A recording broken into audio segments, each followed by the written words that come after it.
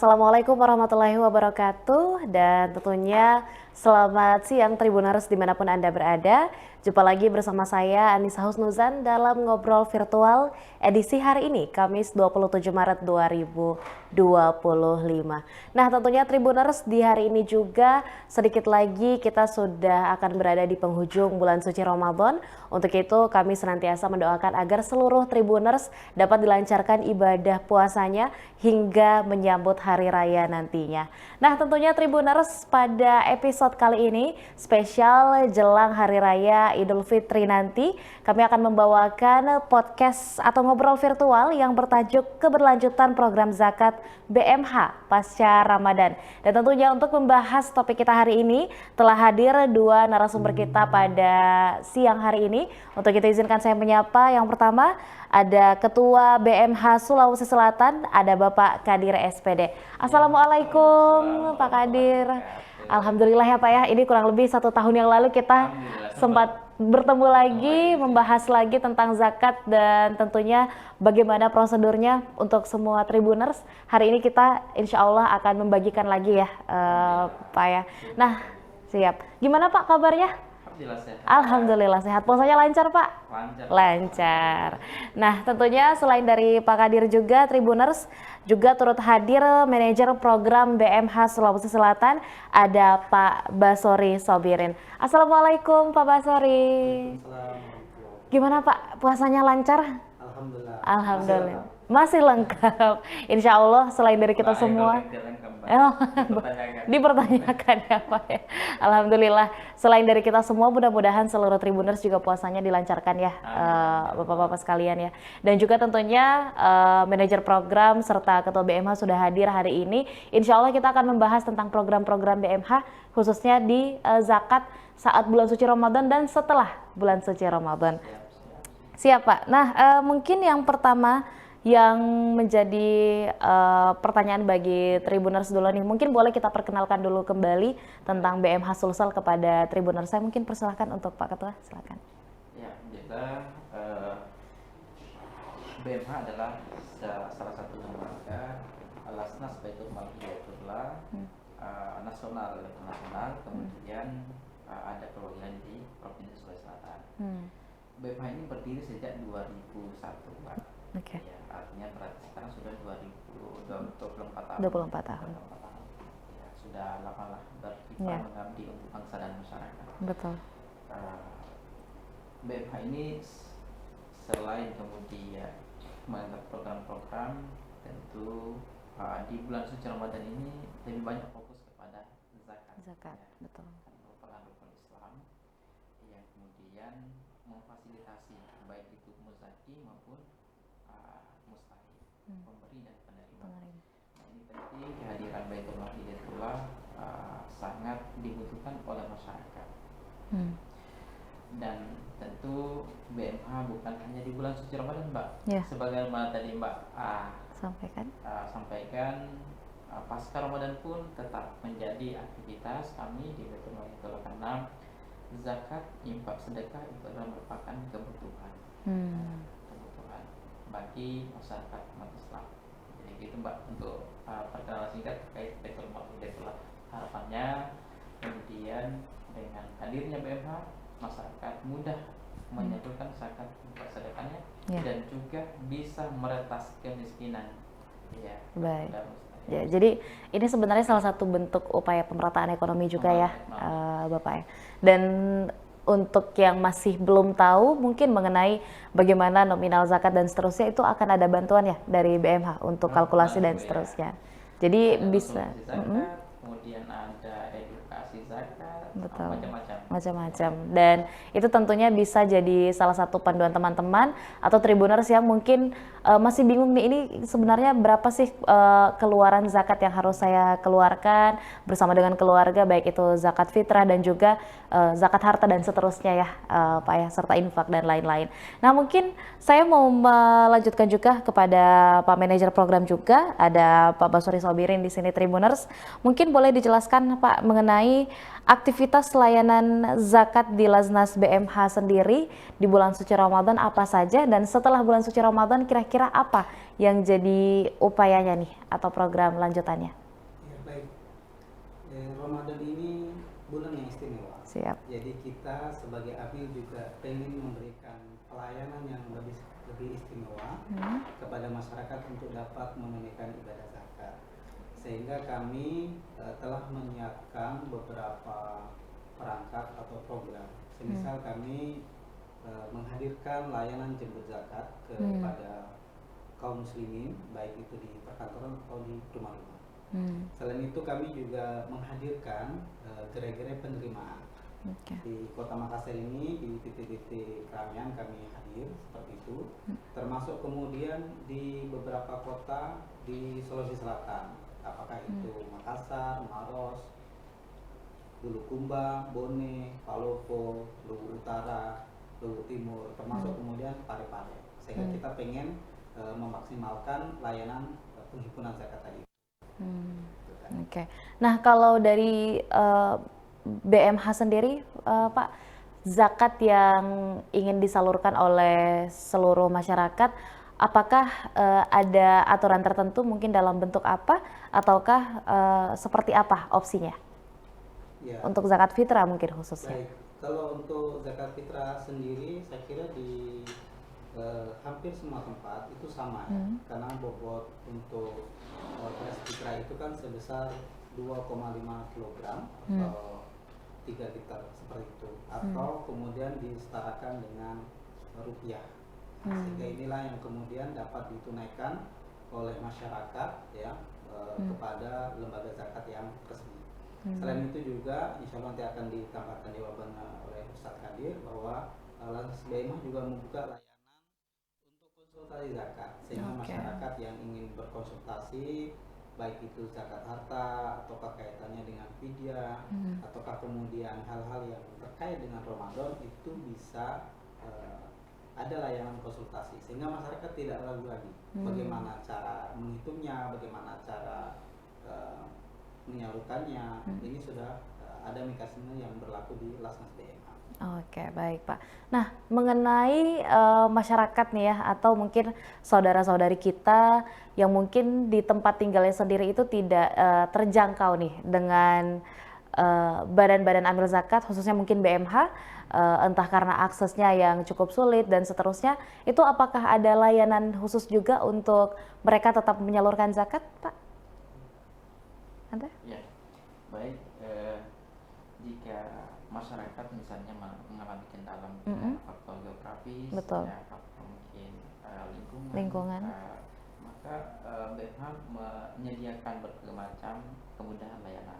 Ya, tadi sudah disampaikan oleh Ustaz Fasoli mengajar kami, juga tentu via transfer, ya, transfer memudahkan. Dengan transfer kemudian setelah itu amil BMH mendoakan, ya, voice, baik pun itu voice maupun video call kalau memungkinkan, tergantung kemudian perangkat yang mendukung, sehingga tidak ada alasan masyarakat untuk tidak menunaikan zakatnya. Bahkan Baitul Mal Hidayatullah juga menyediakan layanan jemput. Oh, layanan jemput. Jadi ada tim lapangan yang kurang lebih 6 orang. Jika kemudian memungkinkan, ternyata nggak bisa dijangkau dengan transfer, nggak bisa.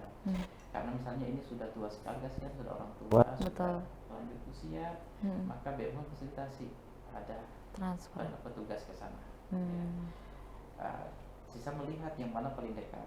Ya, misalnya di daerah Maros, ternyata ada layanan kami di Maros. Ya, sehingga menghubungi kantor layanan di Maros untuk kemudian menjemput. Dan tidak melihat jumlahnya, Pak. Walaupun jumlahnya BMH melayani dengan setulusnya. Betul. Tapi ya karena ini adalah bagian daripada rukun Islam. Rukun Islam. Menunaikan zakat, betul. Ya. Nah, saya mungkin boleh tahu juga Pak Ketua mengenai Pak Ustadz ya, di Sulsel sendiri apakah BMH sudah tersebar di seluruh kabupaten? Sudah ada? Untuk di Sulsel, alhamdulillah BMH itu sudah hadir di Kota Makassar, kemudian Maros, Parepare, Bone, Palopo, Luwu Timur, kemudian Bulukumba. Tapi program BMH itu ada di 24 kabupaten kota, Pak. Wow.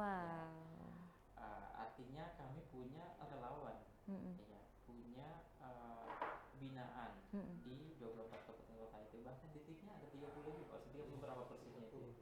30 lebih. 30. Oh, Masya Dan Allah. itu ada inkubasi yang kemudian apa itu buat di situ, bukan sekedar program yang charity, tapi Iya, memang betul. sustainable. Oke. Sehingga kemudian kalau misalnya ada masyarakat, Pak, saya mau salurkan zakat saya misalnya ini di Jeneponto Iya, yang belum ada BMH-nya, belum betul. hadir sebagai layanan zakatnya, kami hubungi binaan kami, ya, dan itu dengan difasilitasi dengan perangkat-perangkat yang memadai. Ya, misalnya menerimanya harus didokkan. Iya, betul. Jadi kwitansi bisa ini, kalau misalnya kwitansi kan sudah online, Mbak. Betul, Jadi kami ada. online memudahkan masyarakat sehingga binaan kami di sana bisa menerima. Ya, kemudian notifikasi kwitansinya dari kantor langsung. Oke. Gitu. Kurang lebih seperti itu ya, Pak ya. Jadi mudah untuk diterima, Mbak. Sangat mudah. Betul. Karena sudah hadir 24 kabupaten kota. Betul, Pak. Nah, saya mungkin sebelum lanjut mengenai program dan lain sebagainya, khususnya di bulan suci Ramadan ini dan setelahnya, Pak ya, saya mau membahas tentang salah satu postingan dari BMH Sulsel nih. Jadi saya sambil cek-cek Instagramnya juga ya, Tribuners. Ini 2 postingan terakhir, ada kabar BMH 21 jam yang lalu. Lasnas BMH Sulsel bangun kepedulian sosial sejak dini lewat program Zakat Goes to School. Nah, ini jadi sesuatu yang menarik nih buat saya nih. Badan ambil zakat tapi bentuk pengabdian sosialnya juga ada ke pendidikan. Apakah memang pendidikan jadi salah satu target atau seperti apa, Pak Kata? Tentu pendidikan itu merupakan instrumen paling penting. Betul. Ya, dalam berbangsa dan bernegara. Siap. Dan termasuk kemudian dalam meretas kemiskinan, Mbak. BMH hadir di sekolah ada 2 tujuan utama yang kemudian bisa kami sampaikan. Yang pertama, mengedukasi anak-anak yang sejak dini bahwa Islam itu ada namanya rukun Islam, zakat, sehingga mereka paham sejak dari awal, dari kecil, ya, memahami zakat harta dengan baik, memahami zakat fitrah dengan baik, ya, bahkan bisa menyampaikan kepada orang tua. Ya, kemudian di sisi yang berbeda, tujuan kedua tentu mengajak anak-anak ini kepeduliannya. Ya, sehingga biasa setelah memberikan edukasi tentang pentingnya zakat, setelah itu kemudian mengajak mereka untuk terlibat dalam kegiatan apa seperti kegiatan program Palestina, ya, program-program kemanusiaan, sehingga mereka dapat 2 manfaat langsung. Ya, Betul. Manfaat interaksi zakat, kedua dia manfaat indahnya bahagia berbagi. Untuk program-program ini nanti bisa dilanjutkan sampai Pak Sori, ya, tapi poin ini tadi itu 2, ya, sehingga mereka bisa menjadi bagian daripada ambasador juga. Iya, ambasador zakat. Jadi ambasador artinya bentuk pemberitahuan atau ilmu yang dibagikan kepada anak-anak juga insya Allah selain dari mereka ketahui dapat langsung mereka amalkan nantinya. Nah, berikutnya mungkin Pak boleh dijelaskan nih ya, saya balik ke Pak Manajer lagi mengenai pertanyaan-pertanyaan yang paling banyak muncul biasanya Pak ya di kanal Tribun Timur mengenai kewajiban fidyah. Sebenarnya bentuk penerapannya itu bagaimana Pak? Dan juga siapa saja yang boleh menerima fidyah? Apakah puasa yang tidak dilangsungkan misalnya, apa yang bisa memenuhi kriteria boleh dibayarkan dalam bentuk fidyah? Iya, baik. Saya prolog dulu. Silakan. Jadi untuk fidyah sendiri itu artinya mengganti dalam berupa makanan. Nah, itu kaitan erat juga dengan qadha atau mengganti dengan puasa. Seperti itu. Nah, kondisi-kondisi apa yang kemudian para kaum muslimin boleh untuk berfidyah? Kondisi pertama, semisal dia orang yang sudah lanjut usia, yang dia memang tidak memiliki kemampuan secara fisik atau medis untuk melakukan puasa, sehingga dia boleh tidak melaksanakan puasa dan mengganti fidyah. Yang kedua, orang yang kemudian dia sakit, sementara dia wajib berpuasa sebenarnya, yang sakitnya ini mungkin menahun atau mungkin kondisinya berbahaya ketika kemudian berpuasa, yang sakitnya ini kemungkinan agak kesulitan sembuh, ya, sehingga dia boleh mengkodok. Dia boleh mengganti dengan fidyah tadi. Ya, yang ketiga yang mungkin nanti akan lebih detail lagi dijelaskan sama Ustaz Kadir terkait dengan fidyah bagi ibu hamil. Karena di sini ada mungkin kontroversi, ada yang apakah kemudian ibu hamil secara otomatis dia akan dan boleh melakukan fidyah itu, apakah kemudian juga dia berpuasa. Kondisi-kondisi tadi itu yang kemudian perlu diterangkan kepada yang bersangkutan, biasanya seperti itu, karena banyak ibu-ibu yang mungkin PMS atau kemudian apa namanya nifas, ya ba'da melahirkan, ya dia juga mau fidyah. Ini tidak, ya. Dia hanya khusus kalau semisal dia ibu hamil atau menyusui dan kondisi anaknya itu secara medis kekurangan nutrisi, atau kemudian ada anjuran dokter yang mengharuskan dia untuk mendapatkan usapan gizi dalam pengertian ibunya tidak berpuasa, maka itu boleh mengganti fidyah.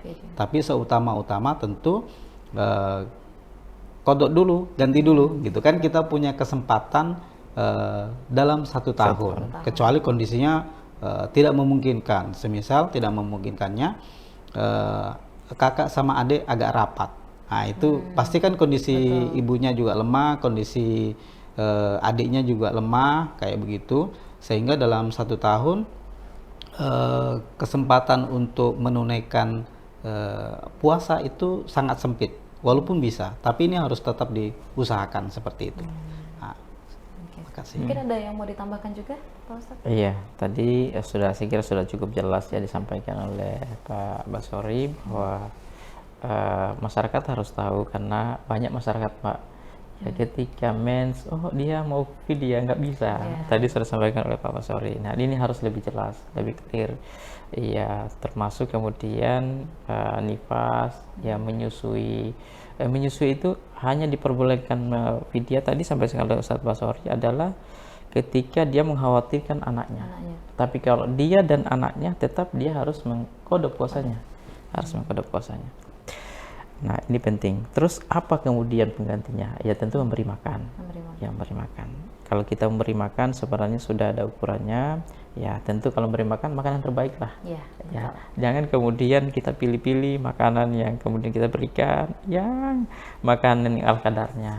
Ya, diupayakan kemudian makanan yang kita berikan itu apa yang makanan terbaik kita berikan, itulah yang kita berikan, karena ini transaksi kita dengan Allah Subhanahu Wa Taala. Itu penting terkait fidyah. Dan fidyah ini tadi sampaikan oleh Ustaz Basori bahwa cukup lama, setahun sampai Ramadan berikutnya. Ada banyak kesempatan untuk menggantinya.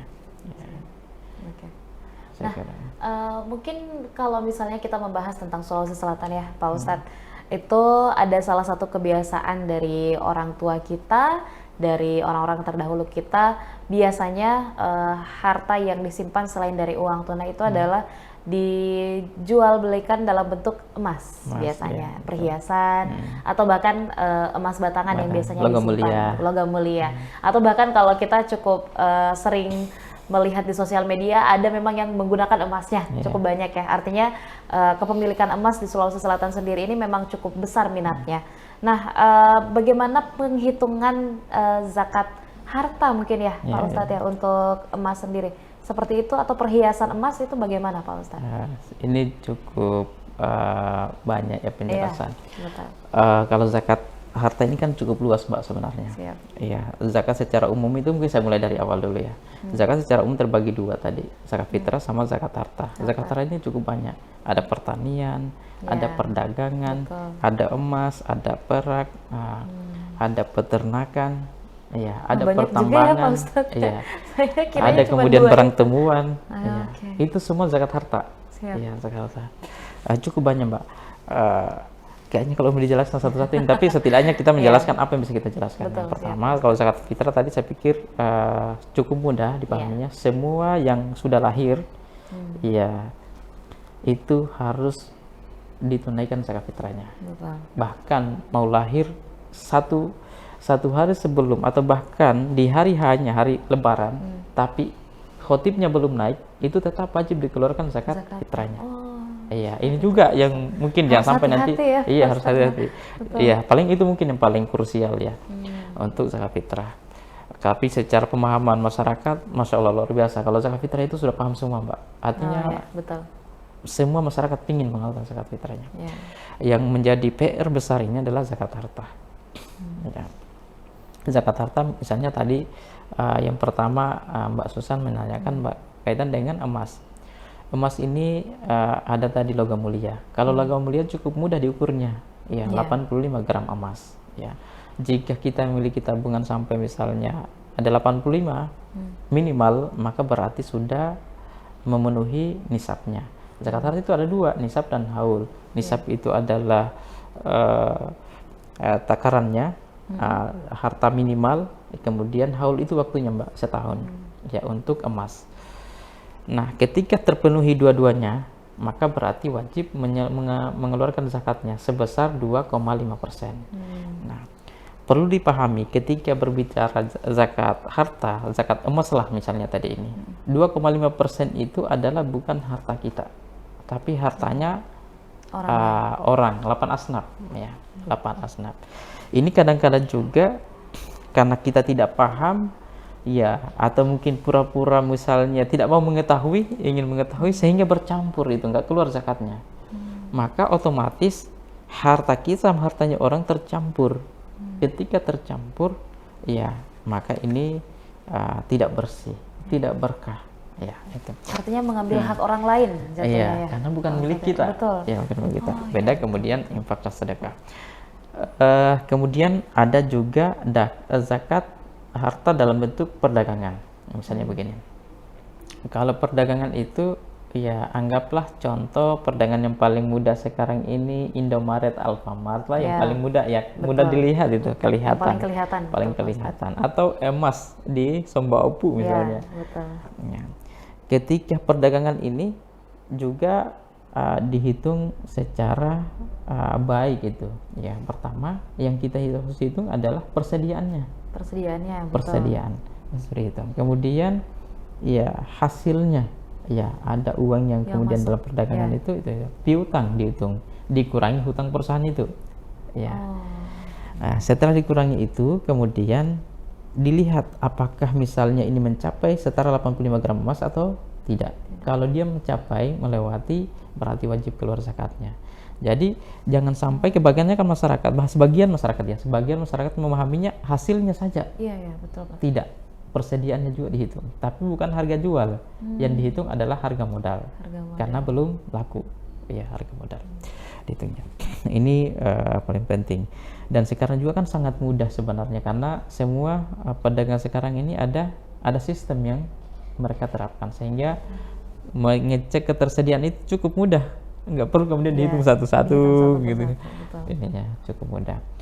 Itu perdagangan. Kemudian bagaimana dengan gedungnya? Gedung itu tidak kena. Ya, jadi gedung yang ditempati menjual ini tidak kena zakatan, tidak perlu dihitung. Kemudian alat-alat perangkat juga enggak. Yang dihitung adalah hanya barang yang diperdagangkan. Kemudian karena masih sepupu dengan misalnya jasa misalnya, ya seperti kos-kosan, kemudian apalagi misalnya tukang cukur, ya kan jasa Mbak ya, layanan jasa. Bagaimana cara menghitungnya zakat hartanya? Ya, maka yang begini yang dihitung adalah hasilnya, karena misalnya tadi kos-kosan itu adalah menjadi alat, iya menjadi alat. Maka yang dihitung adalah hasil dari kos-kosannya, ya mungkin bergabung dengan tabungan kita ya, karena mungkin digabungkan sama dengan tadi jasa lainnya. Jadi hasilnya yang dihitung, bukan kemudian alatnya dihitung, karena bukan diperjualbelikan, bukan itu yang diperdagangkan. Ya, bukan itu diperdagangkan. Nah, ini yang kemudian harus dibedakan. Bagaimana dengan perhiasan tadi? Ya, ulama berbeda Pak. Banyak berbeda. Ya, kalau tidak sampai 85 gram emas, itu hampir semua ulama 4 mazhab itu hampir sepakat semua bahwa tidak ada zakat zakat perhiasannya. Tapi ada 2 ulama, yang satu ketika dia sampai 85, melewati 85 maka dia harus keluar zakatnya. Iya. Keluar zakatnya 2,5%. 2,5%. Ya. Ada yang mengatakan cukup setahun, tapi kalau ada satu ulama lagi ini selama dia mencapai 85 gram, ya kayak ini. Maka saran kami sebagai amil kepada masyarakat, ya kita juga untuk menjaga hubungan kita sesama manusia, ya mungkin memakai perhiasan nggak perlulah sampai 85 gram, ya mungkin cuma 70 misalnya 50, ya supaya juga tidak terlalu berlebihan, sehingga dijadikanlah tabungan atau dijadikan apa yang lainnya untuk kemudian diproduktifkan. Ya, diproduktifkan, sehingga ketika diproduktifkan akan ada masyarakat yang terlibat, mungkin ada karyawan yang masuk sehingga produktif. Ya, dibandingkan kita harus pakai sendiri. Ya, 85 gram itu kan sekarang setara dengan 150 jutaan, Mbak. Iya, kurang lebih. Ya, 150 jutaan. Nah, uang ini kalau misalnya kita produktifkan, ya 50 juta lah, anggap 50 juta misalnya buka kios apa, itu ada karyawan 1-2 orang gitu, sehingga lebih produktif, ada yang buka usaha, ekonomi berputar, ya dia juga membantu orang, uangnya juga tumbuh, ya pemiliknya tumbuh uangnya, penghasilannya ada juga orang yang terlibat gitu. Jadi hartanya tidak mengendap tidak mengendap. Dan itu tuh enaknya zakat itu, Mbak. Enaknya zakat itu adalah bagaimana harta kita itu supaya produktif. Iya, produktif. Dan yang terpenting adalah harta kita bisa menghidupi orang. Iya, bahkan diancam sebenarnya bagi kita misalnya menumpuk harta kita dalam bentuk bangunan tidak produktif, tidak dihuni juga, tidak juga disewakan, tidak di ini, ya kita harus hati-hati, ya supaya semua pemberian Allah itu lebih produktif. Siap, Pak Ustaz. Nah, saya mungkin mau lanjut juga ke Pak Basori sendiri mengenai program zakat fitrah ini. Nah, beberapa teman-teman itu akan mempertanyakan nih Pak mengenai zakat fitrah yang mereka salurkan itu akan seperti apa nih penyalurannya? Akan disalurkan kepada siapa dan seterusnya, karena tentunya selain dari niatan mereka ketika ingin menyetorkan zakatnya, mereka juga ingin tahu nih bagaimana penyalurannya. Mungkin boleh dijelaskan? Iya, baik. Siap. Zakat fitrah itu untuk setiap jiwa sebesar 2,5 kilogram atau 3 liter biasanya masyarakat. 3,5 liter. 3,5 liter. Nah, alhamdulillah tentu saja di Ramadan ini masyarakat antusias dan banyak mengamanahkan donasi atau beras fitrahnya melalui Lasnas BMH. Dari beras-beras yang terhimpun ini kami akan menyalurkan dalam beberapa bentuk program yang harapan kita program ini bisa memenuhi kebutuhan dasar seperti itu.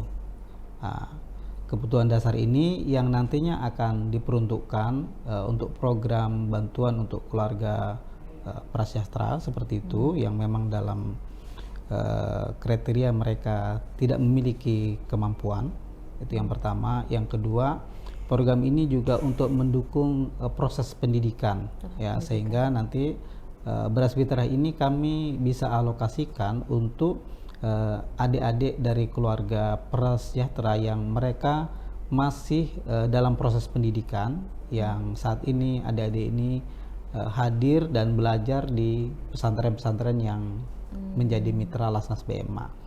Sehingga zakat fitrah itu bukan hanya sekedar untuk pemenuhan sekali makan seperti itu, tapi harapan kita beras fitrah ini juga bisa memberikan multiplier efek yang lebih besar. Kenapa? Karena kita pengen memberikan ketahanan pangan, itu yang pertama. Yang kedua juga bisa pemenuhan gizi. Sehingga harapan kita fitrah itu bukan hanya sekedar dinikmati dalam satu saat, tapi harapan kita bahwa melalui program beras fitrah atau kemudian makan yang bergizi, adik-adik ini menjadi cerdas, adik-adik ini menjadi pintar, dan pada akhirnya ke depan mereka dapat survive dan mandiri, sehingga inilah yang kemudian bisa menjadi solusi seperti itu bagi generasi yang akan mendatang. Oke, berarti untuk penyalurannya sendiri, Pak Ustadz, BMH sudah punya datanya siapa yang memang adalah berhak penerima zakat? Betul Kak, betul. Jadi Lasnas BMH ini kan beroperasi sepanjang tahun ya. Sepanjang tahun. Kemudian Lasnas BMH juga bekerja sama dengan berbagai kalangan, tokoh masyarakat, pondok pesantren, pemerintah, ataukah kemudian lembaga-lembaga tertentu, sehingga kita punya proyeksi program. Dengan proyeksi program ini kita bisa akan lebih mudah mengukur seperti itu, bahwa tidak semua mungkin kita bisa jangkau, tapi yang kita bisa jangkau kita bisa pastikan bahwa mereka itu tuntas untuk mendapatkan kebermanfaatan. Ya, baik Pak. Nah, mengenai penyalurannya sendiri ini kan akan disalurkan setelah Idul Fitri ya, Pak Ustadz ya, betul ya? Penyalurannya sebenarnya sejak di Sudah awal Sejak- Ramadan. Ya, sejak sudah awal Ramadan. Jadi orang yang sudah Sampai- membayarkan zakatnya itu disalurkan Iya, juga disalurkan. Iya. di waktu yang dekat. Iya, betul. Oh, Iya. saya pikirnya selama ini nanti setelah Oh, Idul Fitri, Oh, tidak, Pak tidak. Ustadz. Oke, Ya. baik. Nah, kalau misalnya mungkin beberapa teman-teman itu kan biasanya kebanyakan membayarkannya itu di akhir, betul ya, Pak Ustadz ya? Di pertengahan atau jelang akhir Ramadan itu biasanya berkesempatan untuk membayarkan atau menyetorkan zakatnya. Nah, di bulan suci Ramadan ini sendiri BMH ada nggak sih Pak Ustadz program-program yang mungkin bentuknya adalah memberikan bantuan atau mungkin membagikan buka puasa dan seterusnya, atau mungkin sahur kepada teman-teman kita yang membutuhkan di luar sana? Apakah ada program semacam itu? Ya, alhamdulillah. Ramadan ini ya, kita memulai dengan sesuatu yang sangat positif. Siap. Sebelum Ramadan, Lasnas BMH menghadirkan namanya program Run Ramadan. Jadi isinya terkait dengan olahraga-olahraga ringan seperti itu, kemudian kita mengajak masyarakat, kemudian juga ada pemeriksaan kesehatan ya. Ini kita belum masuk Ramadan, kita sudah memang memberikan suasanaan bahwa Ramadan sebentar lagi datang, kita dalam kondisi sehat seperti itu. Itu yang pertama. Yang kedua, ketika memasuki bulan Ramadan, maka kita meluncurkan program buka puasa yang menjangkau masyarakat, menjangkau pesantren seperti itu. Termasuk kemudian kami melaksanakan sahur on the road ya. Jadi program ini memang perlu effort yang lebih tinggi karena kita menghadirkan makanan sehat, kemudian kita juga melakukan penyaluran ke titik-titik di Kota Makassar ini ya. Ternyata di waktu yang seharusnya sebagian masyarakat ini istirahat, tidur begitu, tapi sebagian orang-orang ini masih berkutat dan berjuang untuk memenuhi isi perut mereka. Mereka masih berjuang, tukang ojek yang mereka harus terima order seperti itu, tukang sapu yang mereka harus kemudian membersihkan kota gitu. Dan BMH hadir untuk kemudian memberikan secuil amanah dari donatur bahwa ini yang mereka bisa konsumsi, agar kemudian kita memastikan mereka bisa melaksanakan ibadah puasa. Itulah hal sederhana yang kemudian amanah kami salurkan kepada masyarakat. Betul. Ya. Jadi untuk program yang diberikan oleh BMH sendiri, selain dari program jangka pendek, mungkin salah satunya adalah penyaluran makan bagi yang membutuhkan ya, Pak Ustadz, juga ada program yang jangka panjang memang seperti pendidikan tadi, fokusnya ke bagaimana harapan hidup juga semakin tinggi, dan yang terpenting adalah upaya pemerataan ekonomi melalui penyaluran zakat dan seterusnya. Dan tentunya semua niatan baik ini insya Allah kami doakan juga mudah-mudahan teman-teman dari BMH dapat dilancarkan seluruh Amin, programnya. amin, insyaallah. Mudah-mudahan dapat menjadi salah satu mitra Lasnas terbaik juga untuk seluruh masyarakat Indonesia. Dan jangan lupa untuk teman-teman Tribuners yang masih belum membayarkan zakat fitrahnya, jangan lupa untuk langsung mendatangi atau menghubungi hotline dari BMH sendiri, atau boleh langsung cek Instagramnya juga ya. Saya ada BMH Sulsel, atau teman-teman boleh mengunjungi, kalau di beberapa kota tadi, di beberapa titik sudah ada di Sulawesi Selatan, tapi jangan sedih kalau yang di kabupaten kota yang belum ada BMH-nya, tapi tetap ada layanannya juga, ada mitranya juga di sana. Mitra program. Iya betul. Dan tentunya untuk teman-teman Tribuners juga jangan lupa untuk mengupayakan kebersihan harta kita. Zakat mal juga sama pentingnya, zakat harta juga sama pentingnya. Jangan sampai kita sudah merasa kita sudah alhamdulillah berkecukupan dan seterusnya, tapi kita lupa kalau sebagian dari harta kita, nilainya 2,5% tadi dari harta kita itu adalah hak dari orang lain. Jangan sampai ya Tribuners. Dan bagaimana penghitungan dan lain-lainnya, sudah ada layanan konsultasi juga yang disediakan oleh BMH. Nah, mungkin sebagai penutup diskusi kita hari ini, Pak Ustadz boleh sampaikan closing statementnya juga, atau statement penutupnya, sekaligus harapan nih ke depannya untuk BMH Sulsel. Saya mungkin ke Pak Wasaridul. Ya, silakan Pak Wasaridul. Bismillah. Kepada seluruh masyarakat tentu kita mengucapkan terima kasih atas antusiasmenya terlibat dalam program-program yang telah dilaksanakan oleh BMH. Dengan keterlibatan ini tentu selain harta kita bersih, ya, banyak masyarakat yang terbantu, dan tentu Allah Subhanahu wa Ta'ala memberikan dan menggantikan apa yang telah kita keluarkan ini menjadi pahala di kemudian hari kelak. Terima kasih. Baik. Nah, saya mungkin mau persilakan juga. Boleh. Pak Ustadz. Ya, pertama ya kami dari Baitul Masyatullah mengucapkan terima kasih banyak kepada Tribun, ya, kepada Muzaki BMH yang mungkin bisa menyaksikan video ini, kemudian juga bagi masyarakat secara umum, ya, atas kepercayaannya kepada Baitul Mal Hidayatullah untuk menitipkan zakat, infak, dan sedekahnya. Insya Allah ketika menitipkan zakat, infak, dan sedekahnya tidak salah, inilah tepat sekali di Baitul Mal Hidayatullah. Insya Allah akan berkah bagi yang menyalurkan zakatnya, suci hartanya, tenang hatinya Mbak, tenang hati Insya Allah. Jadi jangan mikir ragu ya, kalau menunaikan zakat melalui Baitul Mal Hidayatullah, Insya Allah berkah, bersih, dan tenang. Berkah bagi pemberi zakat, dan tenang, dan juga membantu bagi yang penerimanya. Siap. Baik, kami juga tentunya mewakili Tribun Timur mengucapkan terima kasih banyak untuk BMH.